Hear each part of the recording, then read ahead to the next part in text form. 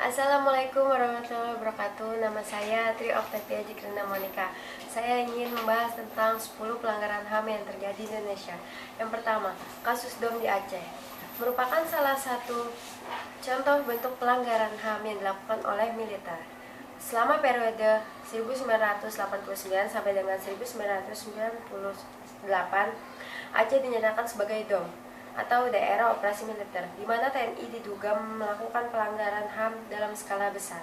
Operasi ini melibatkan pengeksekusian, penyiksaan, dan penghilangan serta pembakaran desa oleh TNI guna menumpas GPK dan GAM atau Gerakan Aceh Merdeka.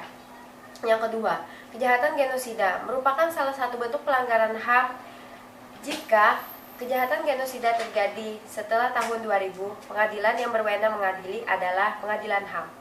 Berdasarkan Undang-Undang Nomor 26 Tahun 2006 tentang Pengadilan HAM, terdapat dua mekanisme pengadilan HAM. Kejahatan genosida atau pembunuhan besar-besaran salah satu pelanggaran HAM yang diadili oleh Pengadilan HAM karena terjadi setelah pengesahan Undang-Undang Nomor 26 Tahun 2006. Adapun Pengadilan HAM ad hoc digunakan untuk mengadili pelanggaran HAM yang terjadi sebelum pengesahan undang-undang tersebut. Yang ketiga, pelanggaran pemilu. Pelaksanaan pemilu tidak jarang terjadi praktik intimidasi yang mengerahkan atau melakukan penyogokan orang untuk memilih partai politik tertentu. Praktik semacam itu merupakan salah satu bentuk pelanggaran HAM, yaitu hak asasi politik, di mana hak asasi politik adalah hak yang dimiliki setiap orang untuk memilih dan dipilih dalam pemilu. Yang keempat, Indonesia mencanangkan program wajib belajar 12 tahun. Hal ini merupakan penghormatan terhadap HAM, terutama hak asasi sosial budaya. Hak asasi sosial budaya yaitu hak asasi yang dimiliki setiap individu di bidang sosial budaya. Dalam hak asasi sosial budaya ini mencakup hak mendapat pelayanan kesehatan, hak mengembangkan kebudayaan, dan hak mendapatkan pendidikan. Yang selanjutnya, pemberian ganti rugi pada korban atau keluarga oleh pelaku atau pihak ketiga dalam kasus pelanggaran HAM disebut restitusi. Dalam pemberian ganti rugi ini dapat dari pelaku atau pihak ketiga. Ganti rugi dapat berupa pengembalian harta milik korban. Yang kedua, pembayaran ganti rugi untuk kehilangan atau penderitaan. Dan yang ketiga, penggantian biaya untuk kehidupan tertentu atau tindakan tertentu. Yang selanjutnya, Edo melakukan pelanggaran HAM. Namun, Edo melakukan pelanggaran HAM tersebut sebelum pengesahan Undang-Undang Nomor 26 Tahun 2006.